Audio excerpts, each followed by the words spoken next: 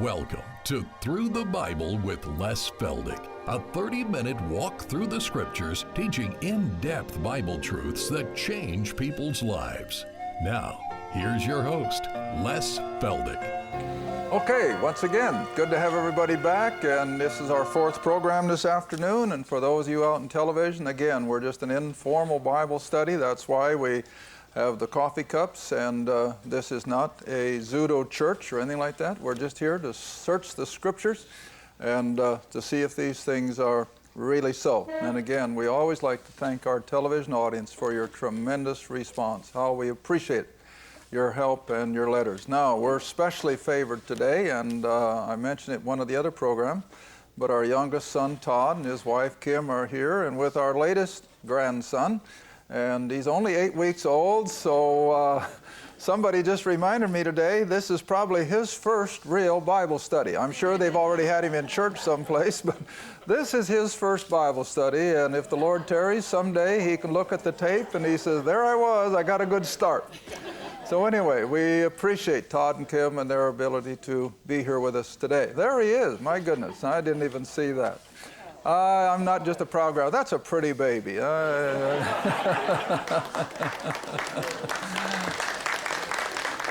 Okay, now then, back to the things at hand.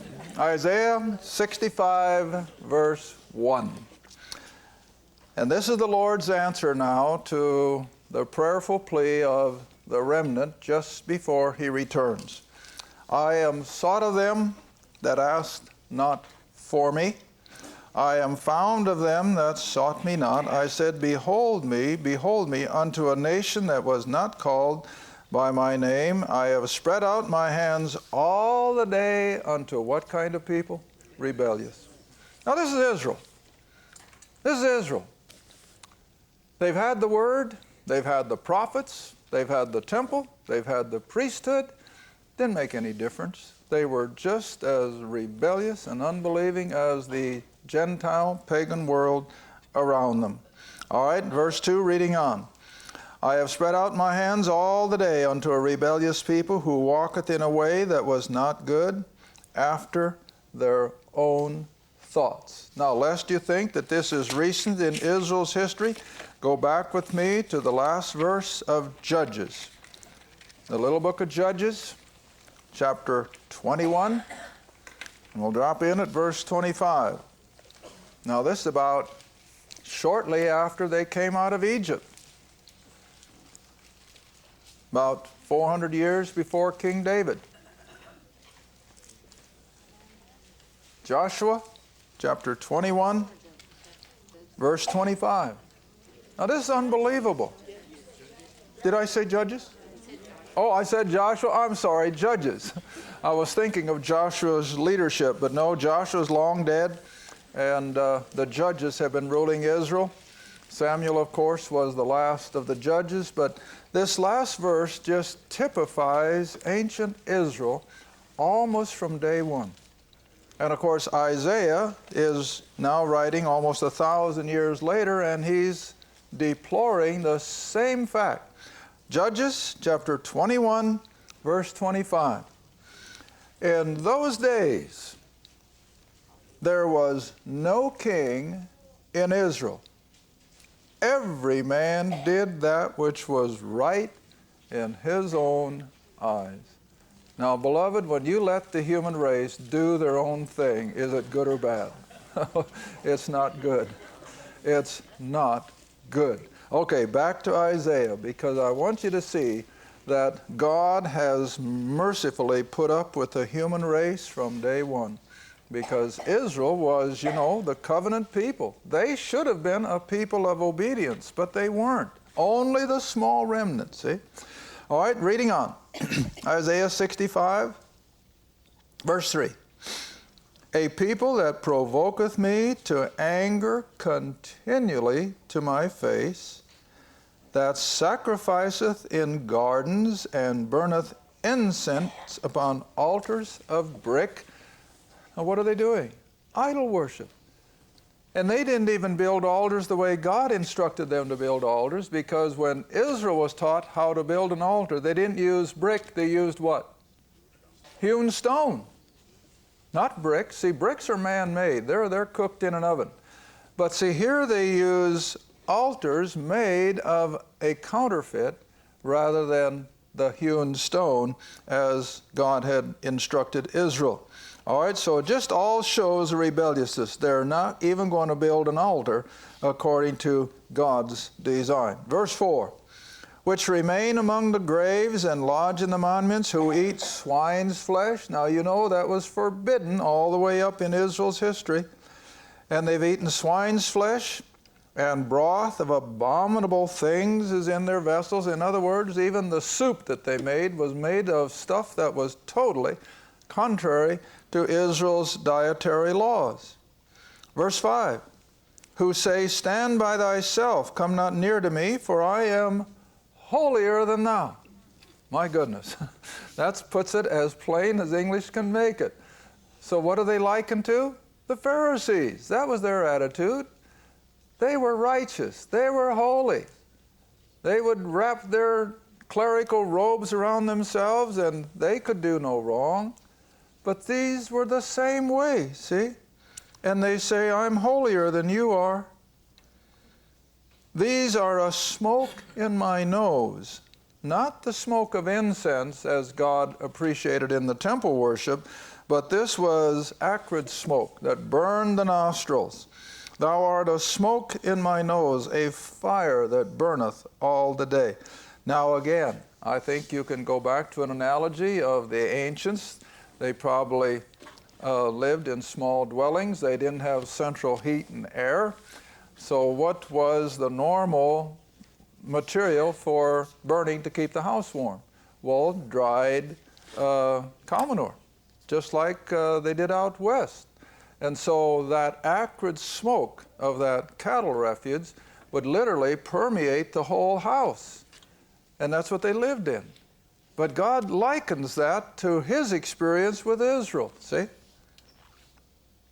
Verse 6, behold, it is written before me, I will not keep silence. I will recompense, even recompense into their bosom. Verse 7, your iniquities and the iniquities of your fathers together, saith the Lord, who have burned incense upon the mountains and blasphemy upon the hills. Therefore I will measure their former work into their bosom. In other words, it's been generation after generation. Now verse 8, this is an interesting little verse. Thus saith the Lord, as the new wine is found in the cluster, and one saith, destroy it not. Now you got to kind of put some thoughts here. What kind of a grapevine do you suppose the hired help were pulling out to burn? Well, the ones that weren't producing, the dead ones. That stands to reason. But as they're about to pull out this dead grapevine, the husband sees what? One cluster of grapes. And what does he say? Don't destroy that good little cluster of grapes. Now read on.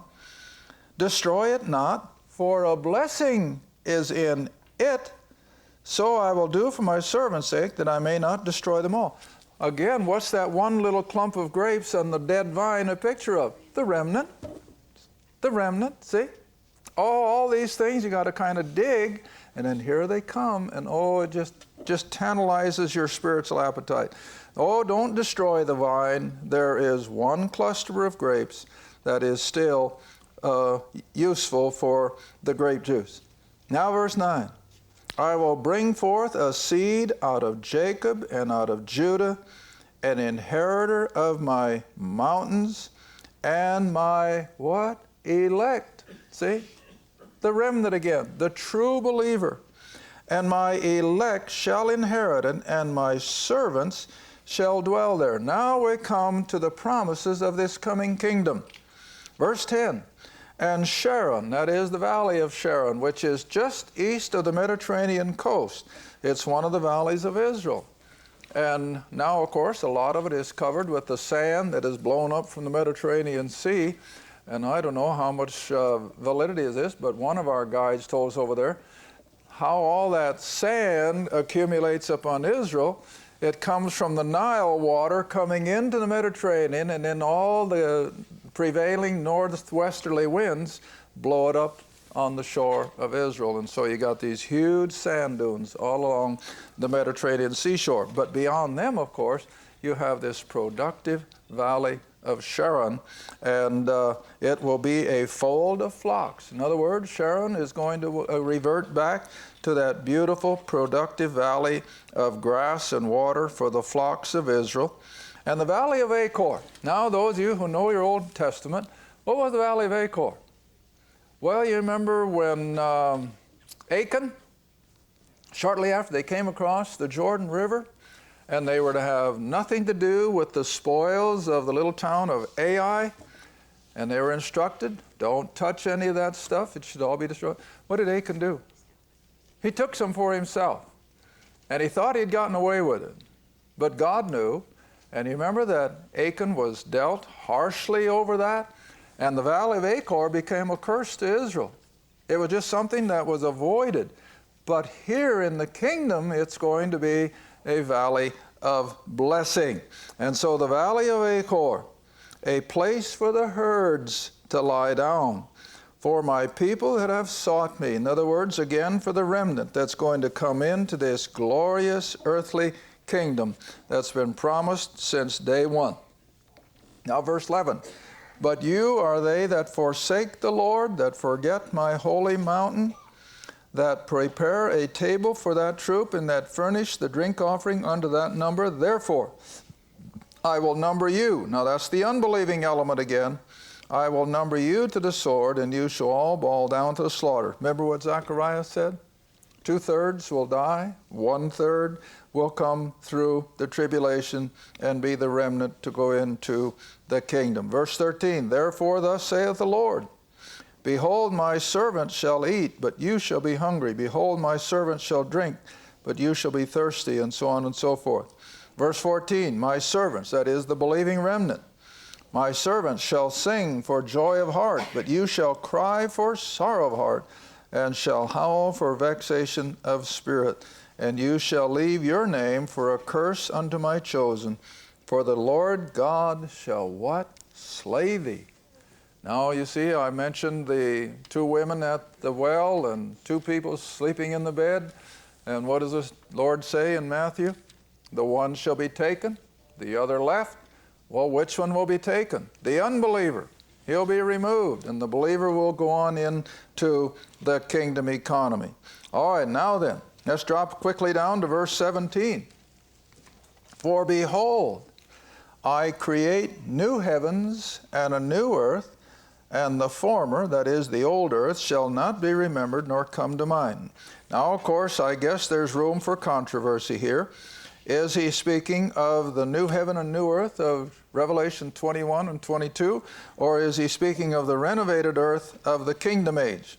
I personally feel he's talking about the renovated earth for the millennial reign. Now, you got to remember, the 1,000-year reign of Christ is the kingdom economy, which Christ will rule and reign from Jerusalem. And then at the end of that 1,000 years, you see, according to Revelation, now, of course, the Old Testament prophets knew nothing of that, but after the end of the millennium, now let's go back to Revelation and take a look at that, if we'll try to take time for it. And you come back to Revelation, and here we find that after the 1,000 years are over, Revelation 20,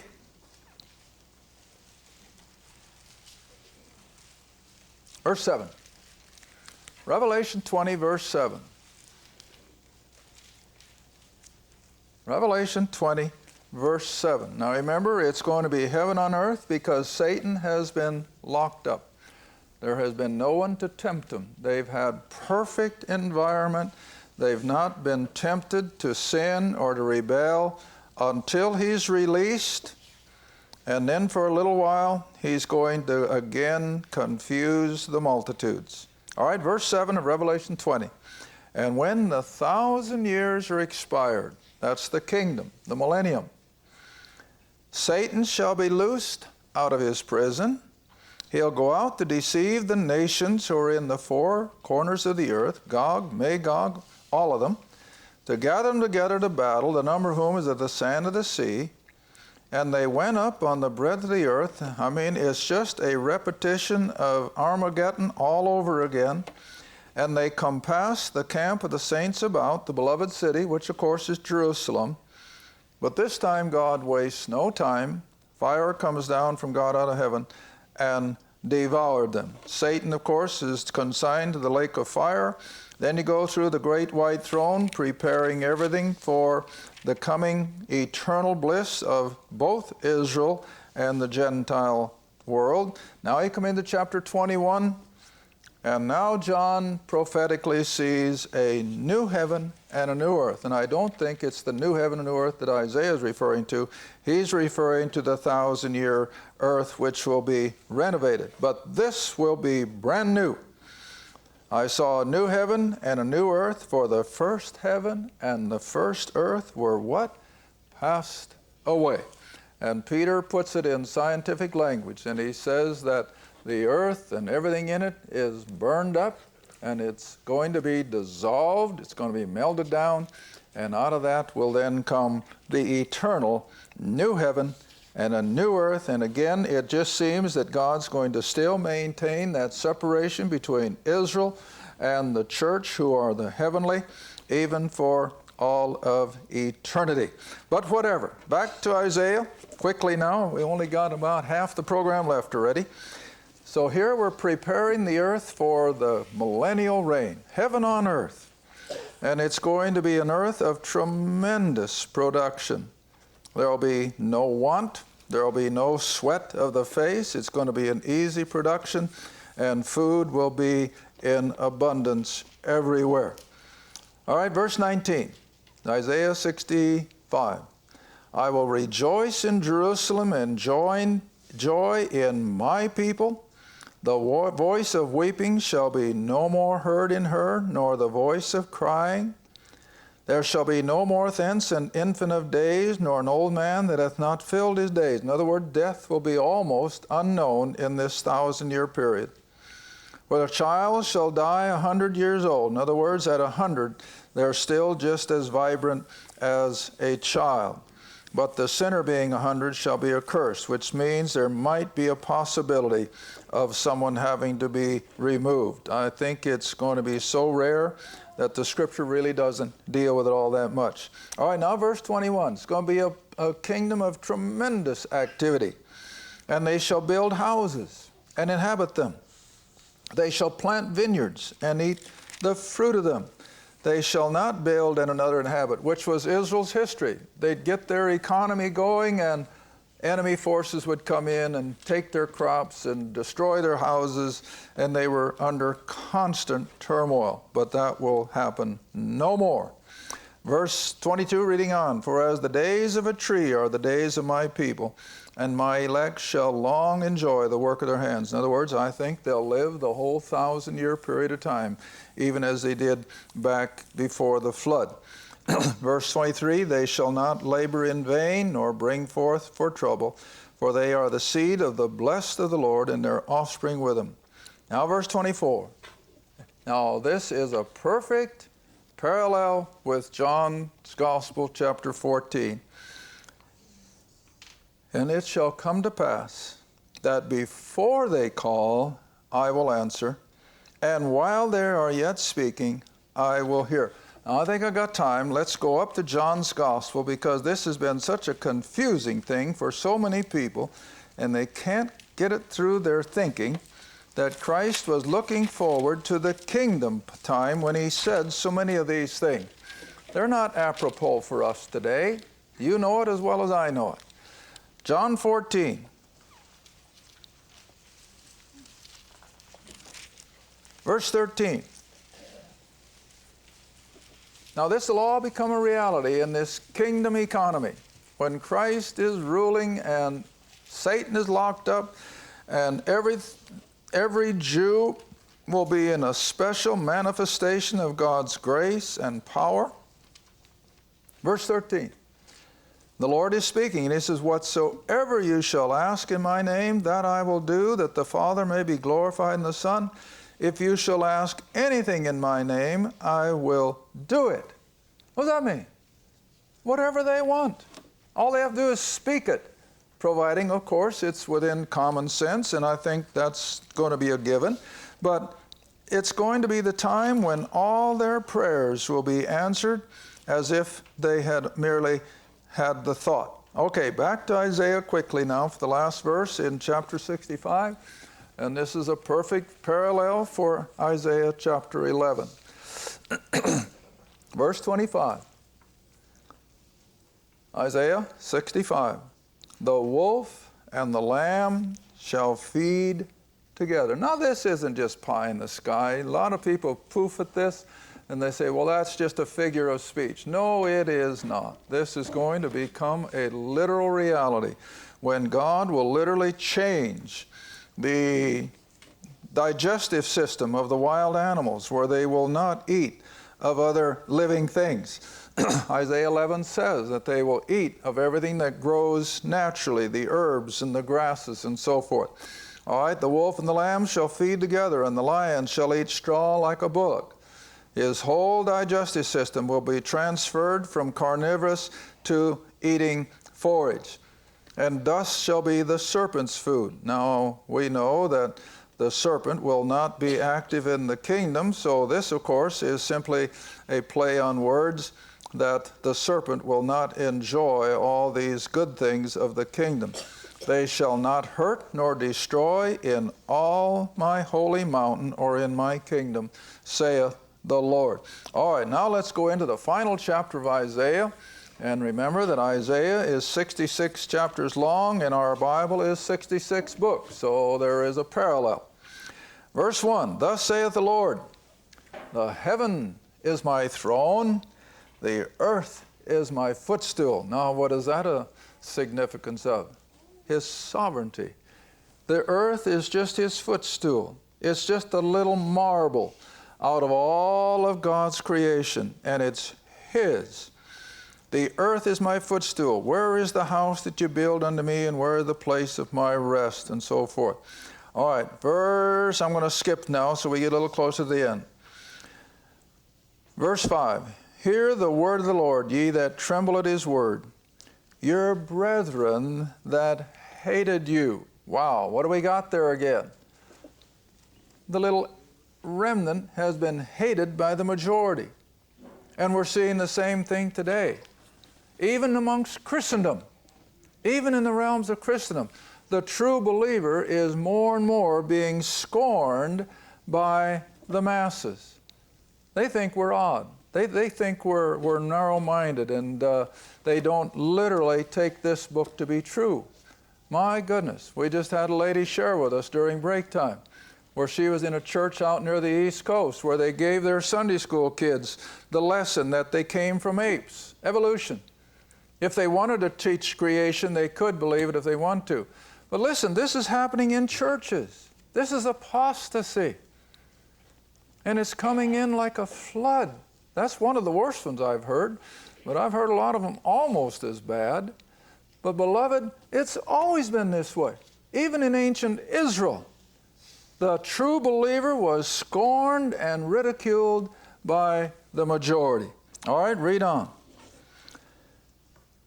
Verse 5 again, hear the word of the Lord, ye that tremble at his word, your brethren that hated you, that cast you out for my name's sake, said, let the Lord be glorified. But he shall appear to your joy, and they shall be what? Ashamed, disappointed. Now, that reminds me of a verse in Peter. I think I can take the time. Go all the way up to 1 Peter. Makes the same analogy, and this is New Testament. 1 Peter 2, verse 6. 1 Peter 2, verse 6.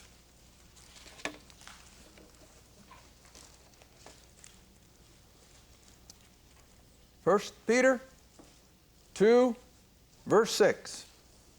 Wherefore, Peter writes, also it is contained in the Scripture, behold, I lay in Zion a chief cornerstone, Jesus of Nazareth, the Messiah, elect, precious, and he that believeth on him shall not be confounded, and if you want to take your concordance or Strong's and you compare that word, what's another word for it? Disappointed.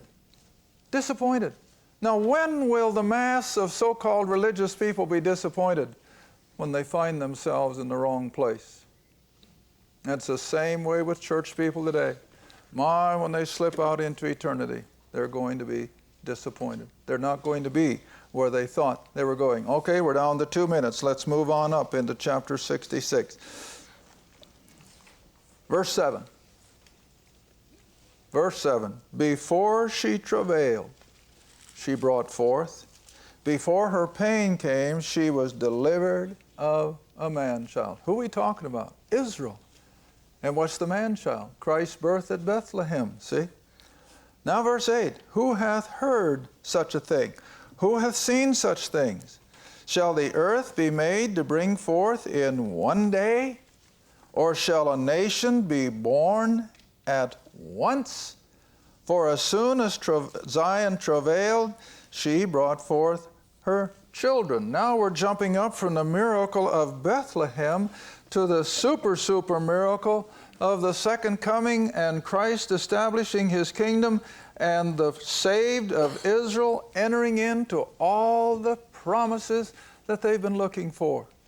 And how long is it going to take to happen? In an instant.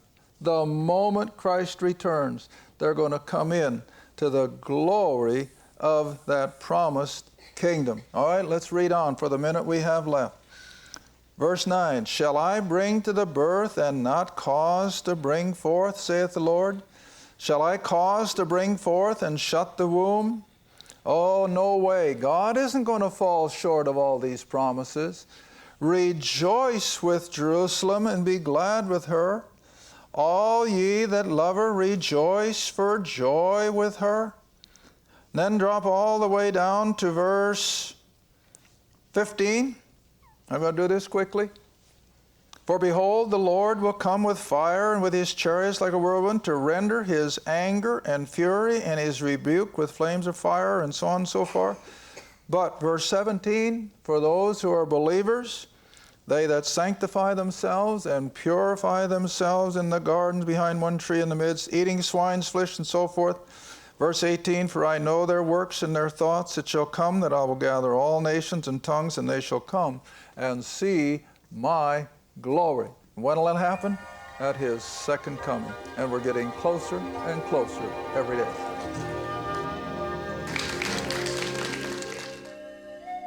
Thank you for watching Through the Bible with Les Feldick.